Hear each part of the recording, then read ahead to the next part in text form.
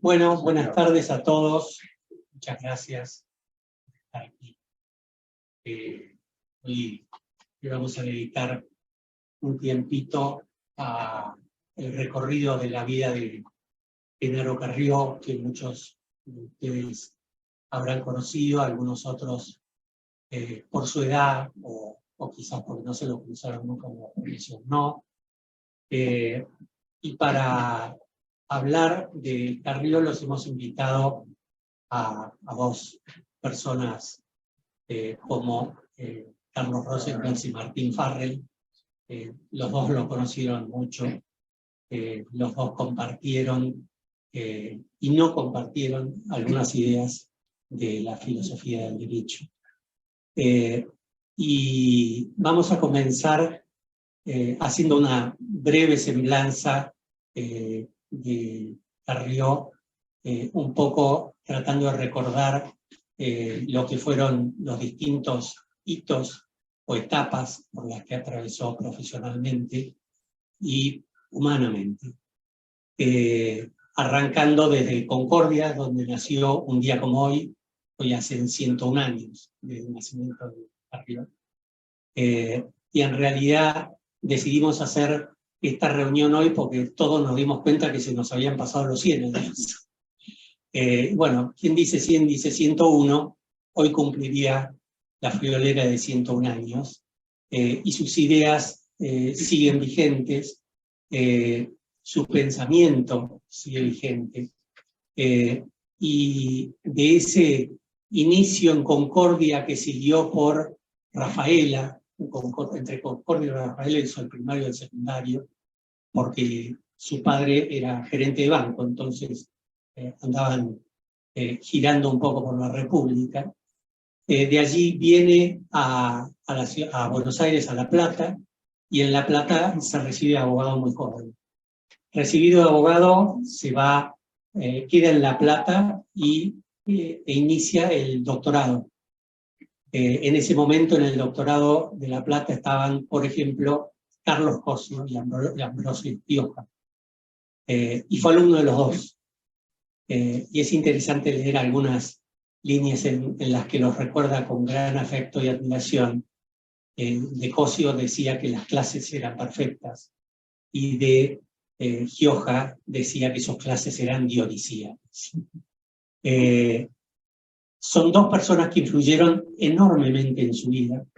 Cosio fue el que le introduce el germen del common law.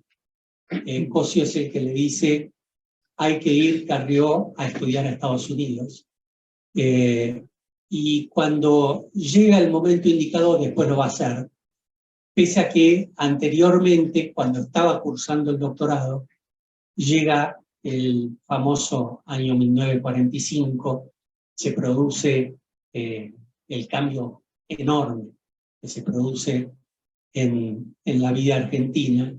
La universidad se politiza en extremo, las confrontaciones en la universidad eran impresionantes, la ideología desde la cátedra era impresionante. Carrió no resiste esto y dice: mejor me voy a ejercer la profesión.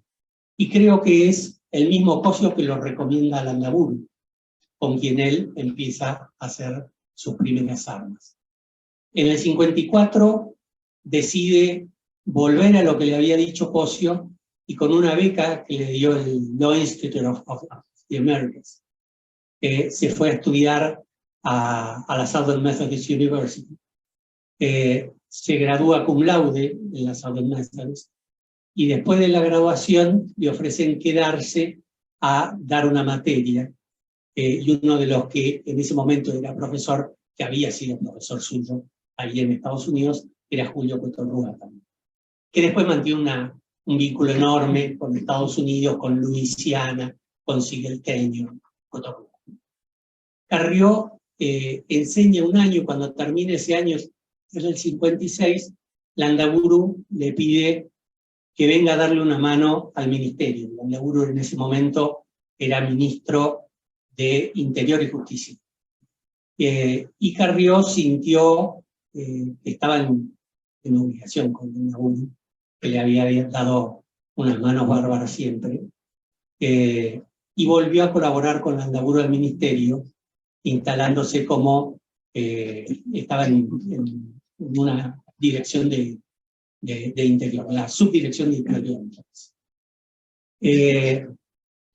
Trabaja ahí unos años, sigue ejerciendo sigue ejerciendo la profesión después en el estudio, y se cruza con un artículo de Herbert Hart, de la Harvard Law Review, y lo impacta. Le impacta tanto el artículo que le escribe a Hart y le propone traducir el artículo al castellano. Y que por ahí Hart le dice, buena idea, ¿por qué no traduce estos dos también? Entonces traduce los 3 artículos y publica un librito que se llamó Derecho y Moral, donde esos artículos están reflejados por primera vez en el mundo en castellano, porque Hart hasta ese momento no había sido traducido al castellano. Estrecha un buen vínculo con Hart, pero al mismo tiempo empiezan a brotar las ideas y la influencia que el Common Law había ejercido en él, y se publica un libro famoso, que lamentablemente está agotadísimo, que es Recursos de Amparo y Técnica Judicial, donde hace un análisis de los casos famosos Cid y Cot, recordarán, que establecen en definitiva las bases de lo que después se conoció como el recurso de amparo, y hace un análisis de esos fallos que era un estilo de análisis como normalmente se hacía en el Common Law y como normalmente no se hacía acá. Es un estilo de análisis muy penetrante, incisivo, con mucha, sin ningún tipo de agresividad, al revés de lo que pasa muchas veces en Estados Unidos, pero sí sin ningún tipo de concesiones. Carrió no hacía nunca concesiones. Era algo más fuerte que él. Se empieza a meter también con el tema de la arbitrariedad. Escribe un artículo, el primero, sobre arbitrariedad, sobre los casos de arbitrariedad por ausencia de fundamento normativo. Ahí uno ve que hace un intento de sistematización de las causales. Después, en el 67, va a escribir el recurso de amparo por sentencia arbitraria. Pero en el medio va a ir 2 veces a Oxford, en el 64 y en el 67-68. La primera vez fue solo, cosa que era la primera vez que hacía, porque cuando había ido a la Southern Methodist, había ido con su mujer y 3 de sus hijos.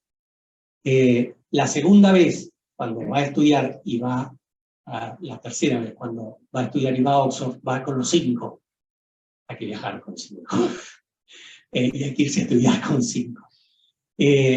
Cuando va en el 64 y está 3 meses, y Hart le propone quedarse, que quería que escribiera un libro sobre Kelsen, que era un autor muy poco conocido por ese entonces en Inglaterra.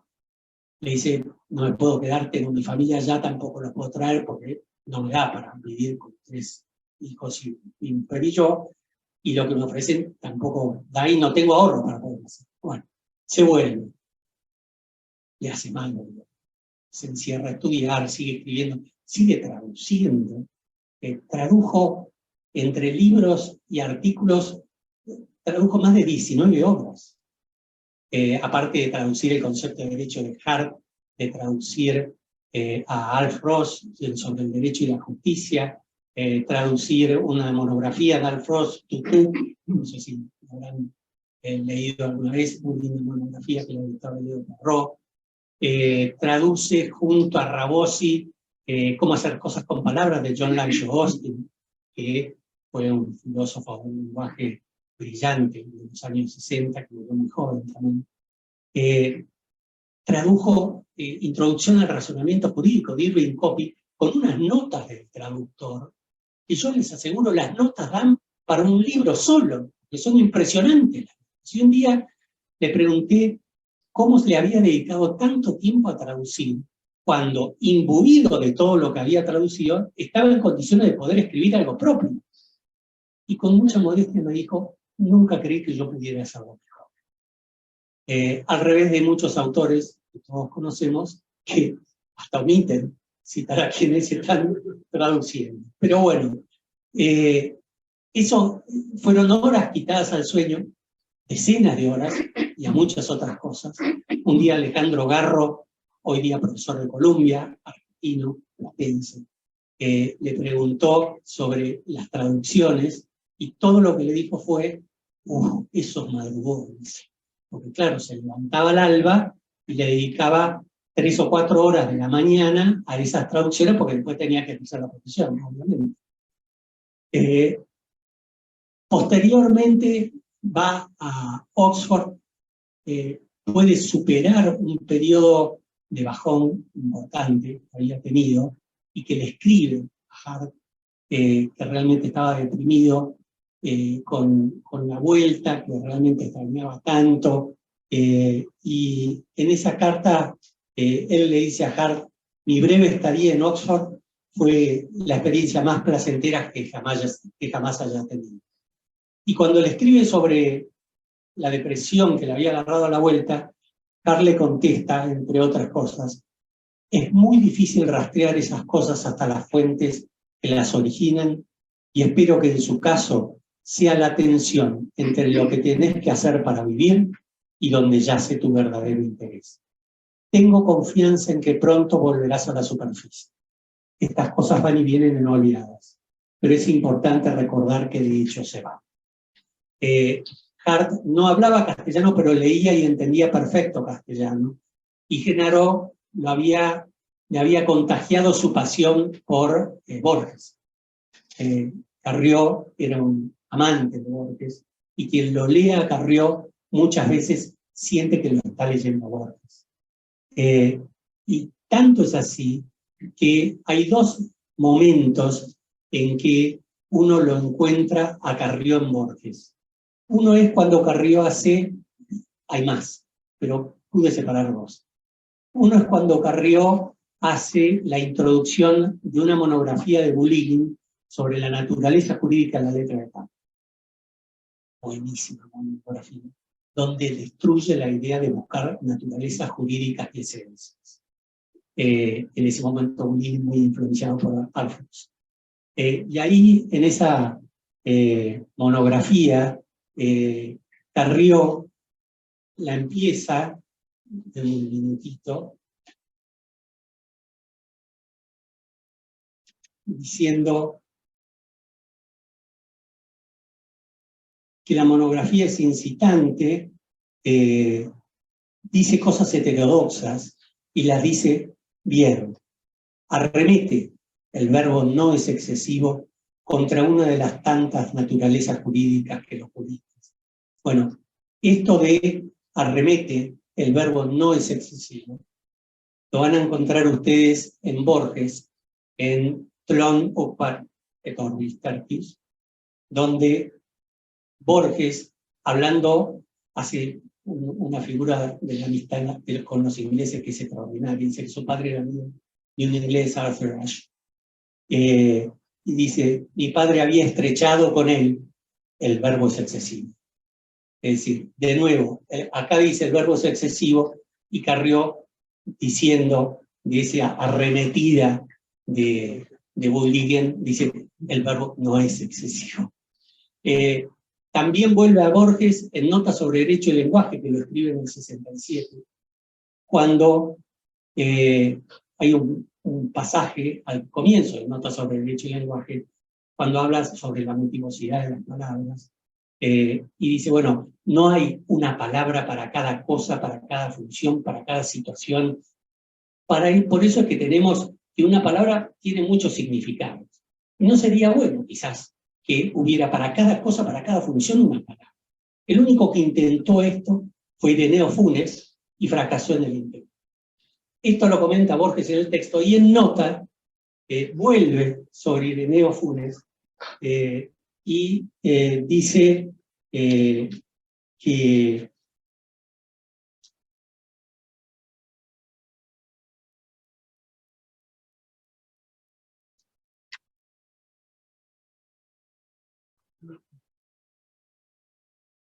dice: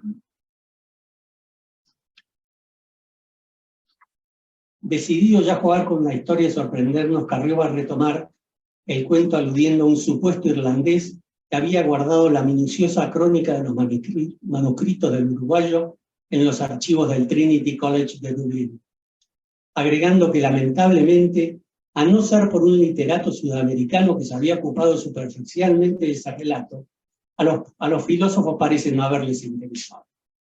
Lo gracioso que tiene esto es que después, un día, le contaba Alejandro, llamó una persona a la casa que estaban almorzando y le dijo de una hasta un ciento a Carrió acerca de cómo se dirigía así hacia Borges, como un literato sudamericano. Y Carrió no podía creer que hubiera descartado esto en un lector. Pero bueno, la influencia de Borges en Carrió realmente es enorme, hasta la prosa es muy parecida. Y luego de escribir este libro, que para mí es un libro que debieran leer todos los abogados jóvenes y los no tan jóvenes también, por la utilidad gigantesca que tiene para poder aprender a argumentar y a criticar. Sigue escribiendo, sigue produciendo. Luego viene una etapa más conocida. Estuvo su etapa de luchador por los derechos humanos. La OEA lo designó veedor con un norteamericano para ir a ver qué ocurría en Chile en época de Pinochet. E hicieron un informe lapidario, tras lo cual la OEA decidió hacer la reunión anual de la OEA en Chile. Con lo cual Carrió presentó su renuncia y dice: parece que nuestro informe no tuvo demasiada influencia. Y se retiró. Luego lo patrocina a Timerman, el famoso habeas corpus. Lo patrocina desinteresadamente. Le costó bastantes meses a Timerman agradecerle, pero finalmente, cuando se instaló en Israel, le mandó una carta agradeciéndole lo que había hecho por él y que lo había hecho en defensa solamente de la libertad como realmente había sido. Carrió no era amigo de Timerman. Tampoco era amigo ni correligionario radical cuando Alfonsín decidió proponerlo como juez de la Corte. Alberto Bianchi creo que dice en una nota en un libro sobre la historia de la Corte que era radical. Carrió no tenía afiliación política y si alguna simpatía intelectual pudo haber tenido, era con Frondizi. Pero tampoco fue fronticista. No era un militante político. Carrió era un tipo de laboratorio, básicamente, y un abogado detrás de un escritorio, para trabajar y producir. Cuando llega a la Corte, se encuentra con una integración problemática, con mal vínculo entre Fay, De Lucio, Petracchi, Severo Caballero, José Severo Caballero, y le cuesta horrores las disputas y las peleas personales entre Fay, Petracchi y De Lucio, y abrumado por las peleas, por el exceso de trabajo, por la multiplicidad de funciones de un presidente, por las tareas de superintendencia, poco a poco su espíritu empieza a menguar, su fuerza empieza a menguar, lo domina, no sé si técnicamente una depresión, no lo pongamos técnicamente, porque no lo sé, pero sí una pérdida de fuerzas y de motivación para poder seguir trabajando como él quería o pensaba que se tenía. Para él era inconcebible tener que delegar tanto en los funcionarios que lo asistían.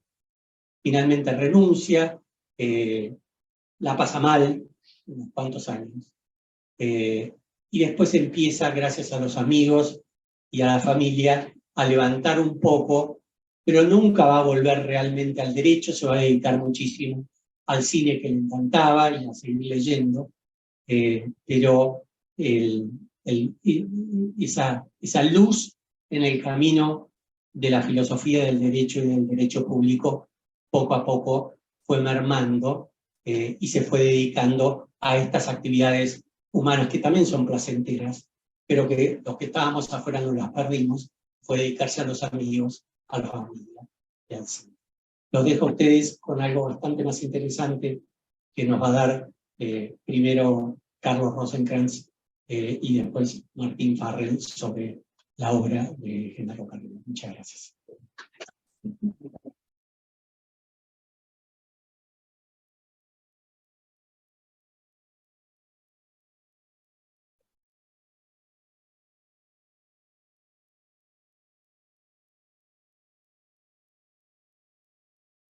Bueno, sí. Escucha si hablas en el micrófono. Casi. Acá sí. ¿No? Ahora. No. Bueno, muchas gracias por... ¿Aló? Sí, sí. Muchas gracias por la invitación. Siento muy honrado de estar aquí para homenajear la memoria de Carrió en el 101 aniversario de su nacimiento. Me es particularmente grato hacerlo en un lugar como este, en este colegio, una institución que respeto mucho. No están de desacuerdo con lo que digo. Cuyo compromiso con el derecho y la República de Centenario y de algún integrante de muchos socios que conozco mucho y admiro y quiero. Quiero disculparme por partida doble, primero porque me tengo que ir muy rápido, lamentablemente tengo un vuelo, y seguramente porque voy a leer, porque las últimas veces que no he leído he dicho algunas cosas que me dan algunos dolores de cabeza. Con razón o sin razón.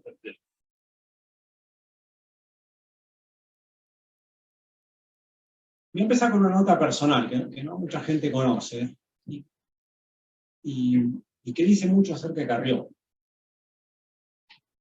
El modo en que Carrió concebía su responsabilidad como funcionario público y el que, digamos, epitomizaba un respeto y una circunspección que no se ve mucho en Argentina. Yo conocí a Carrió a través de Eugenio Bullini. Por razones románticas, estaba vinculado con Eugenio Bullini, indirecta, no con él.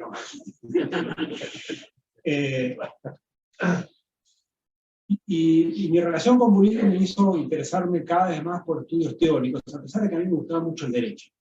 Había tenido un profesor de la universidad extraordinario, que era José María López Oraciregui, que implantó en mí el amor por el derecho, si se puede amar el derecho. Pero Eugenio me interpelaba con mucha asiduidad y ponía en discusión casi todas mis afirmaciones con cuestionamientos teóricos, me forzaba a pensar más teóricamente.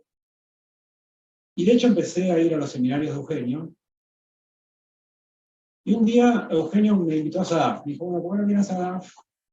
Que hay otros seminarios muy interesantes. Empecé a ir a SADAF.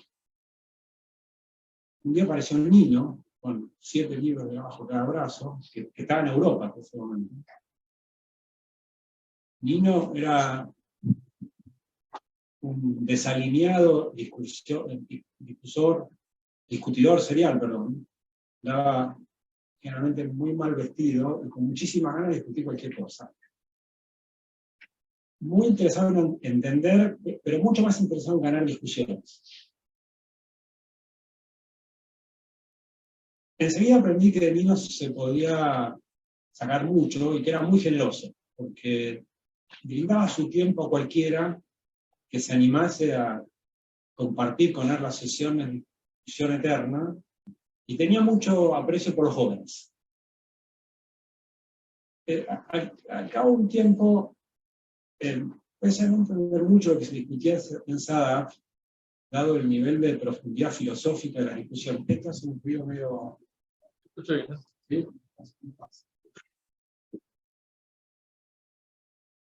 ¿Discusiones? ¿Aló? Que no estaban a la altura de un estudiante como yo, pero me empecé a animar a hablar. En una de esas sesiones apareció Carrió, que no iba mucho a SADAF, a pesar de haber sido quien donó la sede en la que los seminarios se realizaban. Había escuchado muchísimo Carrió. Bullino lo admiraba muchísimo. Nino lo admiraba muchísimo. Participaba muy parcamente, con muy pocas palabras. En términos que participaba todo el tiempo con muchísimas palabras. Pero preguntaba con una agudeza incomparable. Y me encandiló la claridad de Carrió, sobre todo la fuerza de sus convicciones. A diferencia de Nino, que testeaba sus argumentos para estar convencido, Carrió solo hablaba cuando estaba convencido.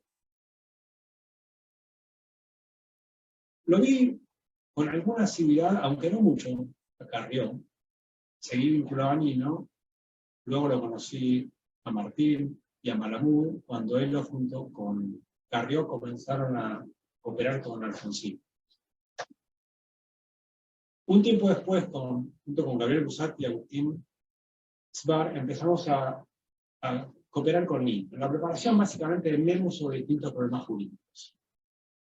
Alfonsín ganó la elección, decidió que Nino y Malamud fueran sus asesores, Nino y Malamud me ofrecieron a mí trabajar con ellos, y yo les dije que prefería irme con Carrió. Le pedí a Nino que intercediera por mí ante Carrió, cosa que Nino generosamente hizo. Me entrevisté con Carrió. Le dije que quería ir a la corte con él. Fue muy atento, pero parco como siempre. Me dijo que le gustaba mucho mi resumen, yo había sido un buen estudiante, que tenía muy buenas referencias mías de mi vida y de Nino, pero tenía que esperar a saber qué atribuciones tenía como presidente de la corte, es decir, si podía nombrar a alguien o no. Yo esperé. Estaba convencido, después de un par de semanas, que había sido una manera muy elegante Carrió de sacarse un poco de encima. Bueno, me dijo, mire, no es costumbre de un ministro de la Corte nombrar a nuevos letrados que no pertenezcan a la institución, de modo que por algún tiempo no voy a tomar la decisión, de no contratarlo. Yo pensé que no era verdad, pero la verdad. Carrió era muy renuente a llevar a su vocalía gente que no trabajaba ya en la corte, y quizás me equivoco, pero creo que no llegó a nadie. Tanto respeto tenía por las tradiciones internas de la institución, que ni siquiera solicitó que se cambie el orden de circulación de los expedientes. Los presidentes en esa época tenían la atribución de decidir cómo circulaban expedientes. El anterior presidente de la Corte, por la vocalía del anterior presidente de la Corte, circulaban los expedientes positivos. Y Carrió continuó con esa tradición, a pesar de que creo que no tenía ningún interés por eso. Expedientes impositivos. Bueno, pasó el tiempo y yo llegué a la corte sin Carrió. La historia me fue una mala pasada porque soy el primer voto en los expedientes impositivos.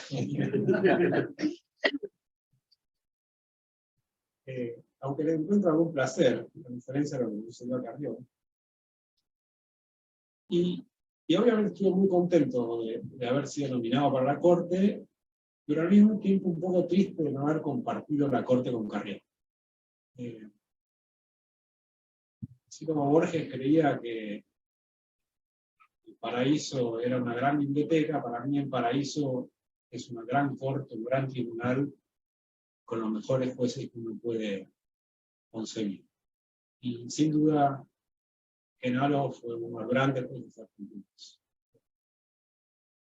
La biografía y mi criterio demasiado formal compromiso con las tradiciones nos impidieron coincidir. Dicho eso, ¿cuál es la mejor manera de rendir un tributo a Carrió? No creo que sea repasar sus sentencias, muchas de las cuales todavía regulan nuestra actuación, ni siquiera pasar revista a sus muchísimas contribuciones académicas, sino hacer algo más personal y mostrarle a ustedes cuánto le debo yo a Carrió. Antes de hacerle, para contextualizar lo que va a venir, déjenme decir algo acerca de mi propio derrotero intelectual. Una vez que Carrió se negó a contratarme como uno de sus empleados. Seguí yendo a SADAF, seguí trabajando con Nino, discutiendo mucho con muchos de los amigos de Nino, incluso mucho con Martín. Y por influencia de Nino, a pesar de que mi interés original era el derecho y la teoría del derecho, comencé a estudiar más seriamente filosofía política. De hecho, me fui a los Estados Unidos, estudié en la escuela de derecho, pero no hice derecho, cosa en la que me arrepentí después. Estudié realmente filosofía política, escribí una tesis sobre filosofía política. ¿Por qué se dio ese giro en mí? Porque Nino, que era un incansable predicador de sus propias ideas, me convenció, sin que yo me dé cuenta de una convención legal. Y lo que me convenció es de la verdad de lo que los filósofos llaman la falacia naturalista aquí. Esto es la idea que no puede derivarse de un juicio, de una proposición acerca de hechos, un juicio o una proposición con contenido normativo. De hecho, no se derivan valores, términos, o de hecho no se derivan normas. Esta convicción, que es inocente a primera vista, es de una enorme importancia. Pues si uno cree que de hecho no se pueden derivar normas, el derecho, que es una práctica social, es un hecho, per se no puede generar normatividad. Y si el derecho no puede generar normatividad, si nos interesa, qué es lo que debemos hacer, si esa es la pregunta que más nos interesa, en lugar de investigar qué es lo que dice el derecho, debemos hacernos preguntas morales. Y eso es lo que Nino hacía. Nino quería hacer la teoría moral. Perdón, doctor, un poquito más alto. Disculpen. ¿En el principio o...? No. Lo damos por honrado. No, lo entendimos perfectamente, pero lo que pasa es que se oye débil. Mi mujer me dice lo mismo, que no me escucha. Nunca conversé con Nino al respecto, pero la distancia y próximo a que se cumplan 30 años de su muerte, creo que Nino había desarrollado un aparato teórico influido centralmente por dos razones.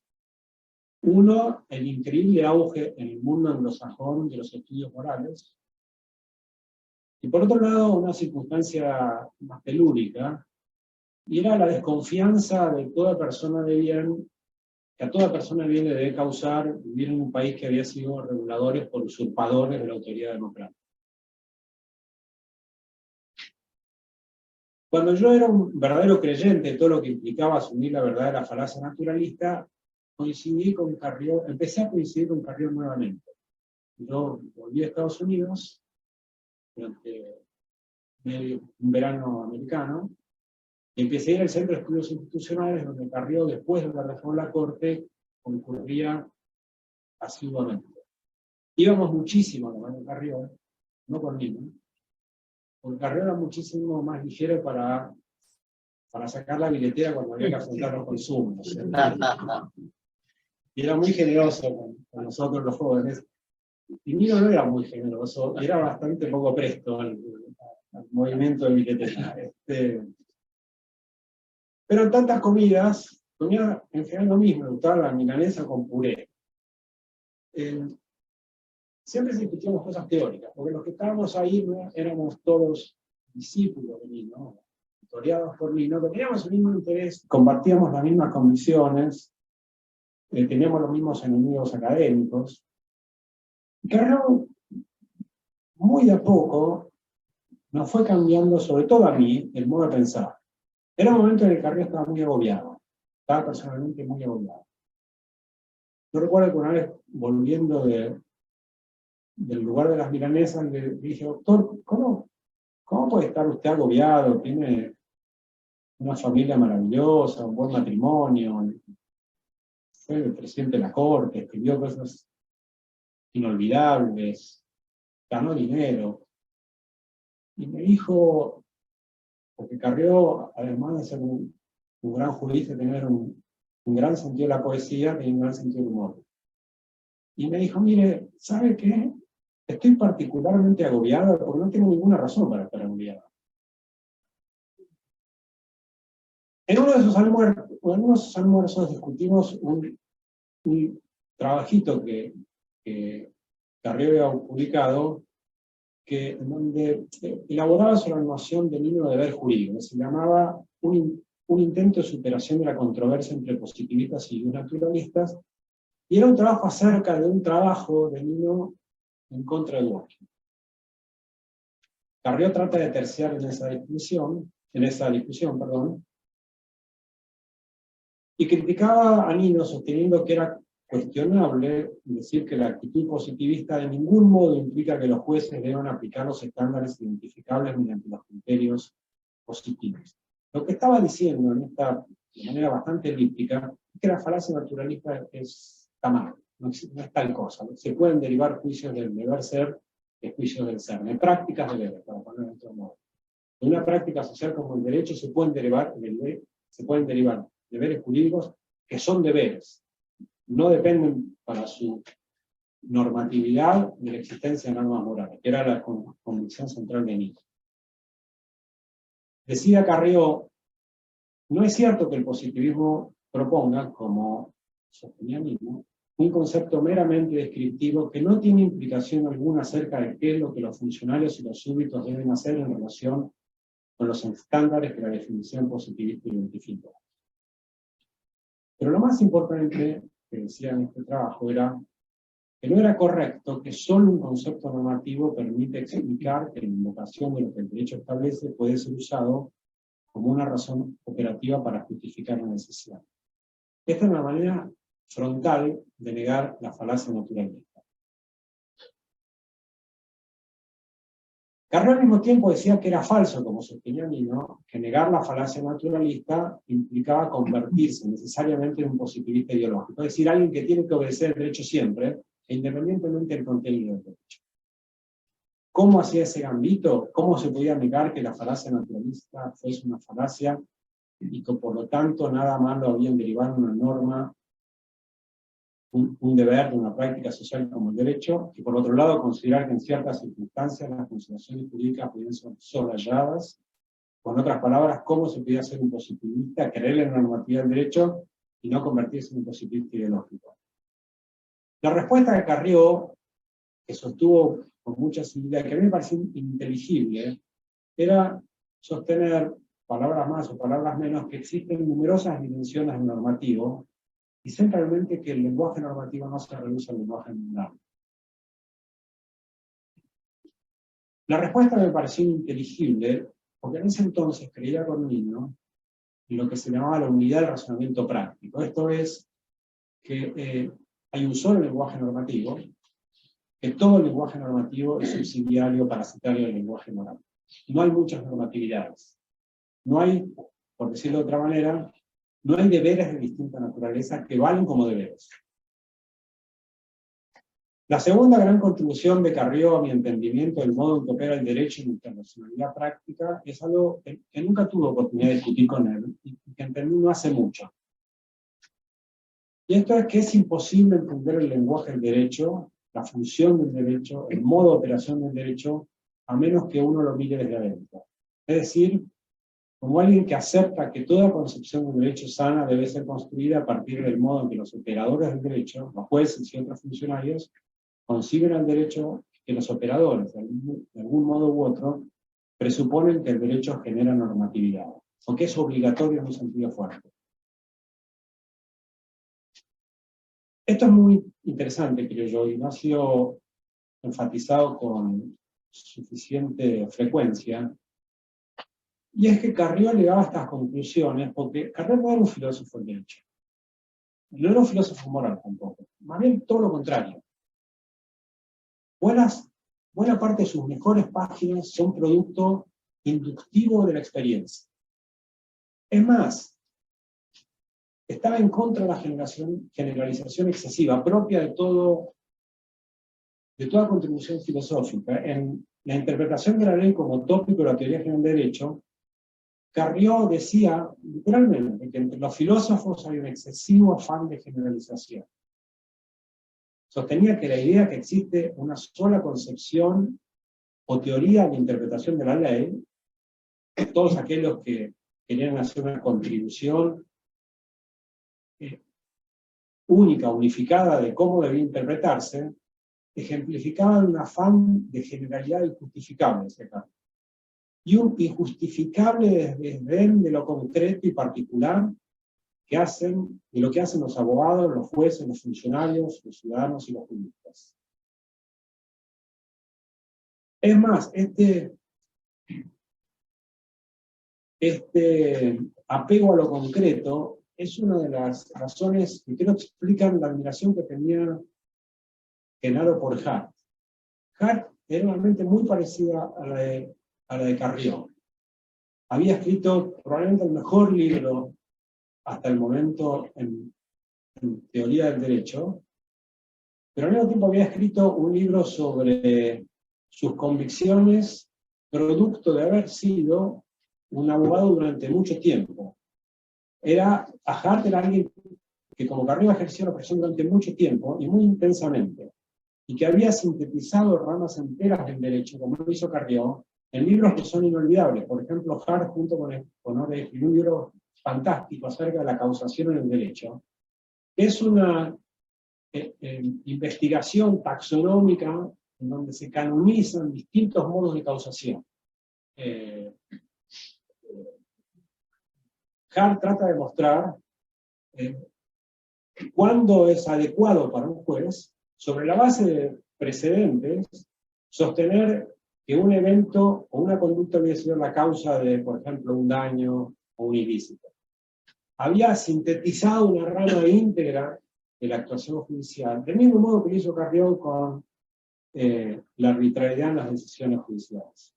Eran ambos mentes muy poderosas que razonaban acerca de la experiencia y la inducción. En fin, como a Carrió le sucedió con Gioja, a mí me sucedió con Carrió. Le debo mucho. Y mucho que nunca le he podido agradecer. Por eso estoy particularmente gratificado de poder hacerlo hoy, sobre todo frente a sus hijos y uno de sus nietos. Es más, creo que todos los que estamos acá le debemos mucho. Más allá de cómo impactó la vida intelectual de muchos de nosotros, Carrió fue un ejemplo en una época en la que en la Argentina faltan ejemplos. Fue alguien que nos mostró a todos que más allá de las particularidades de nuestra belleza historia, también en nuestra geografía es posible vivir con integridad, al servicio de los demás, honrando los ideales que uno predica y dispuesto a sacrificarse para que nuestro bendito país pueda retomar la senda de la que nunca debió haberse apartado. Muchas gracias.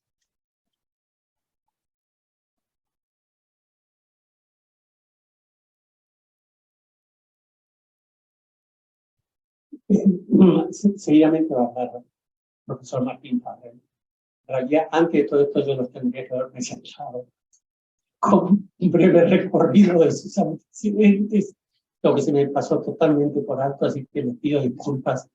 En otra ocasión daremos todos tus antecedentes y los de Martín. Los dos han estudiado muchísimo, han escrito una barbaridad, han recibido los premios más importantes que existen en Argentina y algunos de los que existen en el exterior también. Me honran y nos honran con su presencia aquí. Y Carlos, sentite liberado de irte cuando puedas, pues se tiene que ir de viaje. Y bueno, pese a eso ha hecho un esfuerzo. Se tiene que exiliar. Estaba programado. Bueno, Martín, todo tuyo. Buenas tardes, muchas gracias por invitarme.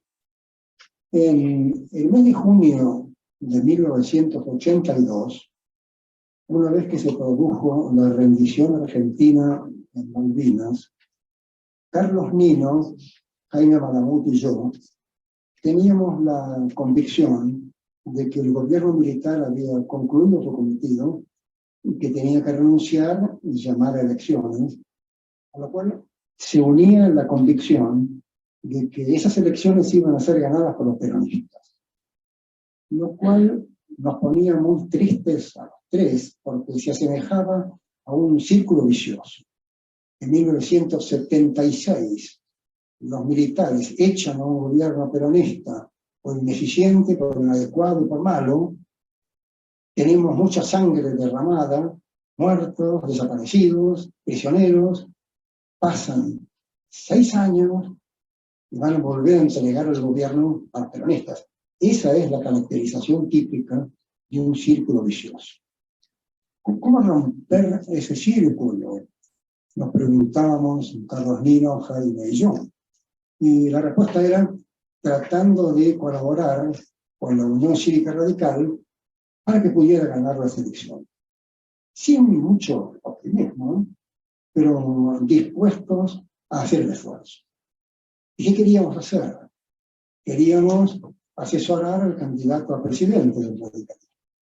Y creíamos que ese candidato iba a ser Raúl Alfonsín.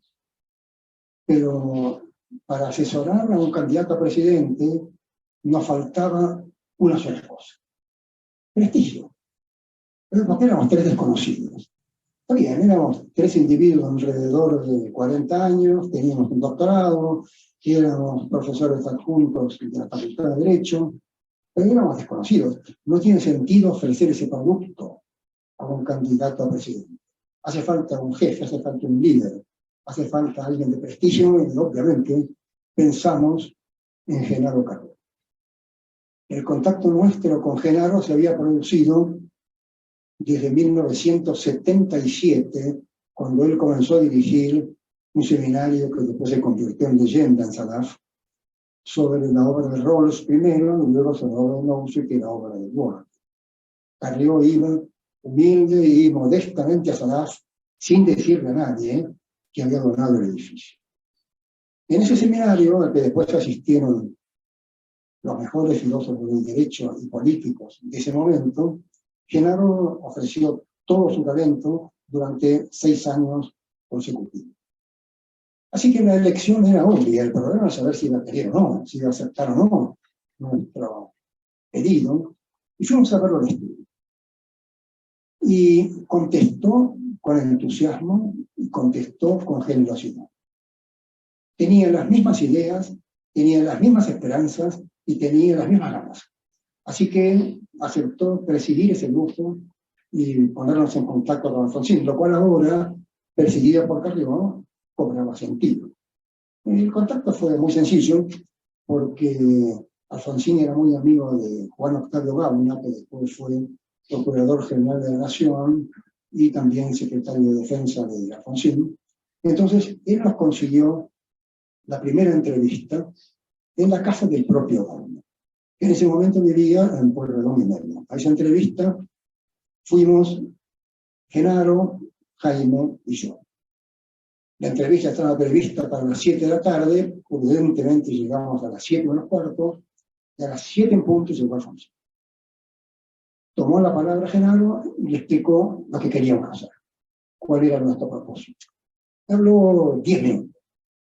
Después de hablar 10 minutos se produjo una pausa, en la cual Alfonsín no habló. Primero fue una pequeña pausa, después fue una larga pausa. Alfonsín seguía sin hablar y yo empecé a tener la idea de que estaba buscando cómo decirnos que no. Después de esa larga pausa, Alfonsín abrió los brazos, sonrió ampliamente, muy ampliamente, y dijo: me han hecho el día. ¿Quién le había hecho el día a Alfonsín? Carrió, no nosotros. No podíamos haber hecho el día a 3 personas que no sabían. De manera que, ¿qué es lo que encontró Alfonsín en Genaro Carrió en esa oportunidad? Alfonsín vio primero a la persona que había luchado con él por los derechos humanos, en la Asamblea Permanente por los Derechos Humanos, por la presentación, por ejemplo, de los habeas corpus. Alfonsín, sin duda, vio más. Vio al gran jurista, que es el que había incidido en el recurso de amparo, y que es el que había incidido en el recurso extraordinario por sentencia.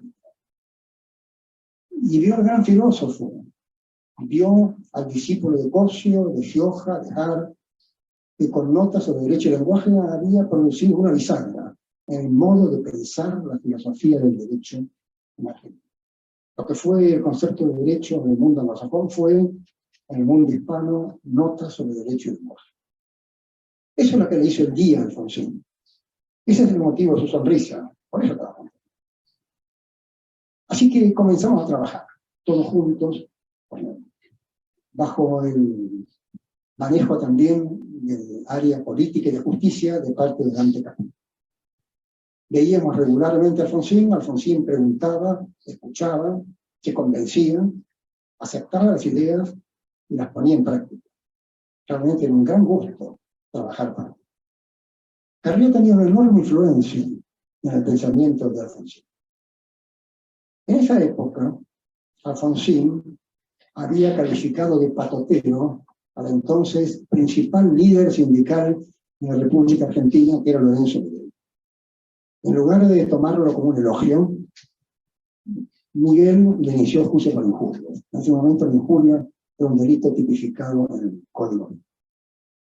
Alfonsín se preocupó tremendamente por el juicio porque tenía la idea de que era un artilugio del gobierno militar para lograr su procesamiento y posterior expulsión de la boleta electoral.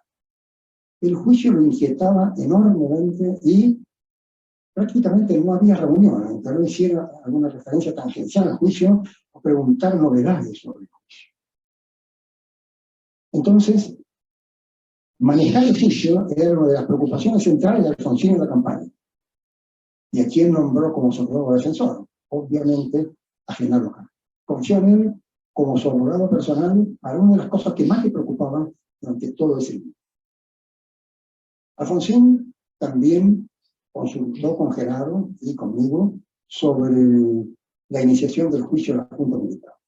Pidió especialmente que cuando se redactara el documento que rechazó la autoamnistía, estuviera ahí la pluma de Genaro y estuviera ahí el consejo de Genaro. El juicio de la Junta no se hubiera podido llevar a cabo sin el rechazo de la ley de autoamnistía. Una cosa tenía que corroborar. En ese momento Alfonsín estaba en España y llamaba por teléfono diciendo: para mañana tiene que estar la respuesta a este documento del gobierno que se llamaba la palabra firme. Y quería que Genaro participara de ese documento y a su vez Genaro se iba a España al día siguiente, de manera que tenía un plazo muy acotado, muchas cosas de último momento para hacer. A su vez querían que se desarrollara todo eso en secreto, sin que los periodistas pudieran saber para dónde iba a aparecer la resistencia o no del gobierno radical a ese momento. Así que nos reuníamos en el estudio que Alfonsín compartía con Horacio Costa y Dante Giannone, donde el que sincronizaba la respuesta era Germán López, que después fue secretario general de la Presidencia y ministro de Defensa. Alfonsín llamaba de España, sincronizaba a Germán López, y nosotros tratábamos de escribir lo más rápido posible.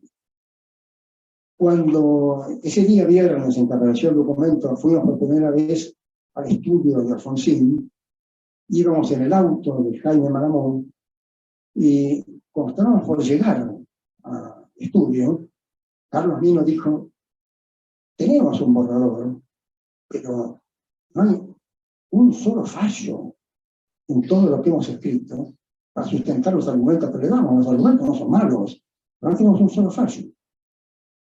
Y Jaime dijo: hay un código penal comentado que está en el baúl del auto. Delante de una camioneta, así que desde adentro se tenía acceso al baúl. Yo me trepé al baúl y encontré un código penal comentado y lo abrí por el único lugar de un código penal que yo conozco, que es el índice, porque el resto conocía un poco. Afortunadamente decía amnistía nulidad. Abrí en esa página y decía: la autoamnistía es nula, Corte Suprema fallos, 1966. Entonces le dije a Carlos Mino: anotá esto, agregarlo al documento, ya está, más no hay. Llegamos al estudio, presentamos el borrador, pero querían la palabra y la aprobación de Genaro. Así que el día que salía para Europa, esa mañana del sábado, Genaro fue el que publicó el documento, es el que empleó posiblemente por primera vez la palabra detenido, desaparecido, Y recién entonces, Alfonsín aceptó a darle la aprobación del documento y Germán López se lo entregó a los periodistas, ya con Genaro rumbo al aeropuerto de Sáenz. La influencia de Genaro era muy difícil de medir si uno no estaba adentro de la toma de decisiones. Cuando Alfonsín ganó las elecciones, Genaro se fue a descansar unos días a Córdoba, porque estaba realmente agotado. Y en uno de esos días en que estaba afuera, nosotros nos reuníamos diariamente con Carlos Alconada, que era el que iba a ser ministro de Educación y Justicia. Ahí fue donde Alconada nos dijo que iba a ser candidato presidente de la Corte, y nos habló también de Lucio, de Fay, y nos presentó, porque allí estaba el estudio un día también, Severo Caballero, que había llegado de la mano, literalmente, de Víctor Martínez. Pero no quería decirnos, en cambio, quién iba a ser el ministro peronista, aunque sí aceptaba que iba a haber un ministro. Así que, primero yo le había sugerido a Alfonsín que nombrara a Ítalo Luder. Alfonsín la idea lo convenció, se lo ofreció a Luder. Yo creí que Luder iba a decir que sí, me equivoqué. Luder dijo que no. Y entonces comenzamos a tratar de hablarle a Alconada, a un hecho de Enrique Petrarca, porque nos parecía algo que posiblemente Manuel García Mancilla va a considerar con razón, un oxímoron, un peronista liberal. Bueno, ese es uno, un peronista liberal. ¿Y cómo vamos a encontrar? Otros hay. Así que empezamos a hablarle a Alconada, Enrique Petrarca, que no quería saber nada de lo que estábamos hablando. Cada vez que empezamos a hablar del tema, lo desviaba amablemente y decía, hablemos de los tribunales inferiores, hablemos de los tribunales inferiores. Y no decía. En un momento dado dijo, me gustaría que el doctor Carrió volviera de Córdoba, no me puede pedir que venga rápido. Yo hablé con Genaro, lo llamé, le dije, Alconada preferiría que estuviera acá, Genaro vino al día siguiente, y fuimos. Genaro, Galvin y yo, a hablar con Alconada. Cuando llegamos al estudio, Alconada lo felicitó, le dijo que iba a ser presidente de la Corte, y entonces nosotros le preguntamos, pero decidió el ministro peronista, porque tendríamos que decirle algo otra vez a favor de Enrique Petrarca. No quiero saber nada. Ya tengo el ministro peronista. Le dijimos nosotros, ¿quién es el ministro peronista? Bueno, dijo, el ministro peronista es fulano. No puedo pasar de fulano porque viene a continuación. Entonces, Gabo y yo le dijimos, pero Juan Carlos, no puede hacer eso. Va a darle una mala imagen a la Corte. Queremos hablar de independencia del Poder Judicial. Estamos empezando de nuevo. Queremos una imagen de frescura y nombre a una persona que tiene este pasado, que la gente identifica con el gobierno peronista, que a la gente no le gusta y que no va a funcionar. Fue compañero mío de colegio. Entendimos la situación. No parece un argumento muy sólido. Fuimos celadores juntos. Cosa que aceptamos y no vamos a desmentir, pero de todos modos, mire la imagen que da. Y en un momento de nuestra arenga, Alconada se dio cuenta de que él era el ministro de Justicia. Nosotros éramos dos inferiores que estábamos discutiendo demasiado con la decisión del ministro. Entonces dijo, bueno muchachos, basta, ya está decidido. Nosotros entendimos que era el ministro de Justicia, que tenía más jerarquía que nosotros, nos pasamos los dos. Genaro estaba sentado, inclinado hacia adelante, cuerpo y cabeza mirando al piso. Levantó la cabeza, no el cuerpo, y dijo, doctor Alconada, si fulano es ministro de la Corte, yo resigno mi incorporación al tribunal.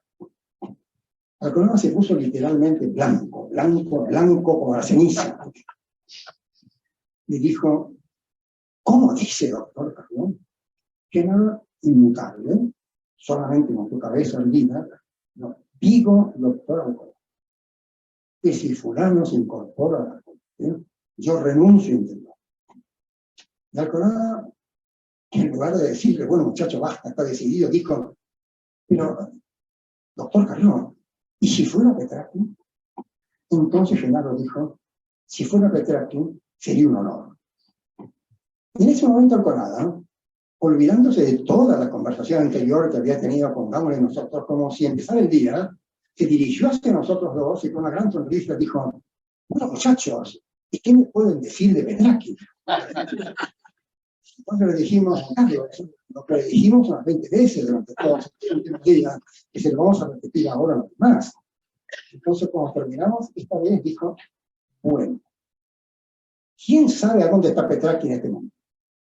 Entonces le dije: mire, está en Cuba, en el grupo universitario, acá hay una comida del Partido Justicialista, porque terminó la intervención del propio Petrarca en el partido.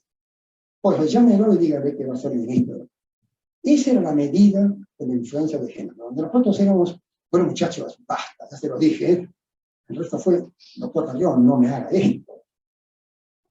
Y la influencia de Genaro durante la campaña y durante la transición se dio también el reparto de premios. Carlos Niño y Jaime fueron los asesores. Ahí en el Portamarista Federal estaba realmente agradecido. Genaro en la presidencia de la Corte, nadie se extrañó. Era lo que esperábamos, era lo que debía ocurrir, era lo que se merecía. En la Corte ocurrió lo que Carlos Mosen está relatado de manera impecable. Yo le sugerí que nombrara, no una persona a la Corte, sugerí que cambiara toda la compañía. Le dije que arrasara con toda la compañía, nombrara personas que fueran de su confianza, explicándole que era imposible trabajar en la Corte. Yo no confiaba absolutamente en las secretarias de trabajo que tenían para haberlos puesto un nombre. Como bien con el papá no quiso hacerlo, y eso lo aisló, lo deprimió, lo fastidió, lo dejó completamente solo. Él tenía su despacho en el cuarto piso, yo en la planta baja, cada tanto me llamaba. Cuando yo subía le decía: es que no tengo con quién hablar. No sé a quién contarle cosas. Y eso fue lo que de alguna manera, sin duda, motivó su melancolía, su incomodidad en la Corte y su renuncia temprana. A partir de allí, comenzó a aportar al gobierno de Alfonsín su experiencia en el Consejo para la Consolidación de la Democracia, del cual fue uno de sus integrantes principales, y después, disuelto el Consejo para la Consolidación de la Democracia, en el Centro de Estudios Institucionales que dirigía Carlos Menem. No era el mejor momento, la melancolía le había ganado a la alegría, había pasado la época de oro, pero no importaba, porque él se había alcanzado el bronce. Y nosotros tuvimos el enorme privilegio de haber trabajado con ese gran jurista, con ese excepcional filósofo, y con ese estupendo ser humano que fue Genaro Carrión. Muchas gracias.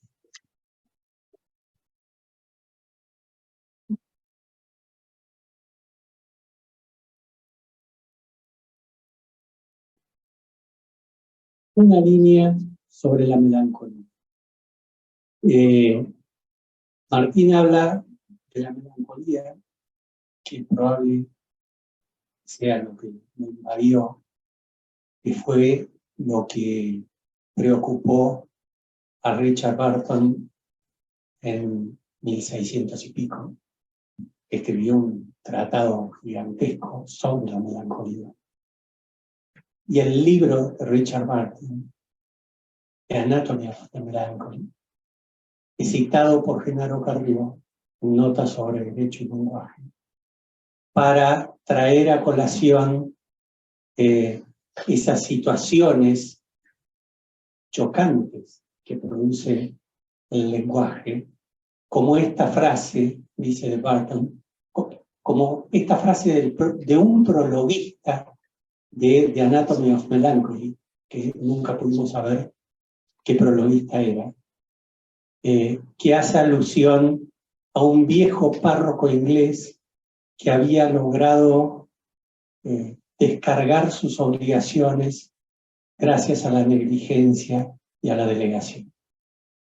Es curioso que venga lo de la melancolía, que él lo haya tratado en este libro, que sea lo que aparece en una carta que le manda Hart, y Hart le devuelve, que sea lo que al final de su vida también invadió a Hart. Los últimos años de la vida de Herbert Hart fueron años muy tristes, porque se enteró, esto me lo contó un día Alexi, que en ese momento estaba en Oxford haciendo una maestría y lo tenía tutor a Hart. Los reunió a los alumnos y les dijo, miren, bueno, se habrán enterado todos por los diarios del problema que estoy viviendo. Acababa de salir en todos los diarios que la mujer de Hart había colaborado con Rusia, trasladándole información secreta inglesa a los rusos durante la guerra. Hart había trabajado en el servicio secreto, igual que John Langshaw Boston, en el servicio secreto inglés durante la guerra. Y les dice Hart, se pueden imaginar cómo me siento en este momento, y quizás se los pueda graficar con una cosa muy simple. Me enteré igual que ustedes por el diario. A partir de ahí, Hart cayó en un pozo del que nunca más se levantó y después murió. Es curioso, si se quiere, por distintas razones, cómo se parecen también los finales melancólicos de Genaro Carrió, Hart, cómo se parecieron en su vida, en su buen humor. Hart parece que era un tipo de un gran humor, muy poco inglés, dice Carrió, muy campechano, de trato llano. Alejandro lo recuerda un día que fueron a comer a la casa de toda la familia y aparece Hart en uno de esos bolas de goma con orejas que existían en una época para los chicos, que uno se sentaba arriba y saltaban así. Bueno, así apareció Hart a recibir a los invitados. La generosidad de Hart y la generosidad de Carrió eran paralelas. Carrió no solo donó ese inmueble, que era casi como este, para los que no lo conocen, es quizás un poquitito más corto, sino que además también ayudó a amigos a poder ir a estudiar. Como no quiso venir, no la voy a nombrar, pero hubo una amiga de él con su marido, que eran los dos filósofos y lógicos, iban a estudiar a Alemania, pero no tenían plata para el viaje. No lo fueron a ver a Genaro. Y le contaron que estaban con este intríngulo y ya tenían concedido todo en Alemania, y Carrió le dijo, a ver, espera un momento. Fue a hablar con los laburos, salió, le dijo, no se hagan problema, tomen esto para el pasaje. Carrió no ejerció la profesión en la corte después de haber sido presidente de la corte. Y no lo hizo porque consideraba que, habiendo sido presidente de la corte, si él firmaba un recurso extraordinario, la gente iba a pensar que estaba vendiendo influencia. Sí, cosas básicas, como dijo Carlos, ejemplos que uno a veces ve en los libros, pero ejemplos reales de carne y hueso de una persona que se comportaba así, era realmente así. De modo que lo lindo que tiene la reunión de hoy es que hemos hablado mucho de Genaro Carrió persona. Quizás algunos han leído cosas de él, otros no. Muchos somos abogados que ejercemos la profesión, que si se ponen muy filosóficos nos morimos. Y hoy conocimos un poco más de la persona de Genaro Carrió, que un filósofo español que conocí hace un par de años, que estaba enseñando en Chile, me dice, cuando yo fui a la Argentina, pensé que entraría a la Facultad de Derecho, esa facultad imponente que tienen ustedes, y que lo primero que me iba a encontrar era una estatua o un busto de Genaro Carrió. Bueno, Genaro en España ha tenido quizás mucha más influencia que en Argentina. A diferencia de Nina, que en Argentina ha tenido mucha influencia. Entonces, cuando uno conoce a alguien que fue alguien importante, muchas veces no tiene acceso a ese alguien persona, es una persona idealizada que lo conoce a través de su obra. Hoy creo que esta reunión nos ayudó también a conocerlo como persona, y queda abierto al público los que quieran hacer la pregunta que deseen, y lo liberamos a Carlos, que se tiene que ir de viaje. Gracias por todo a todos.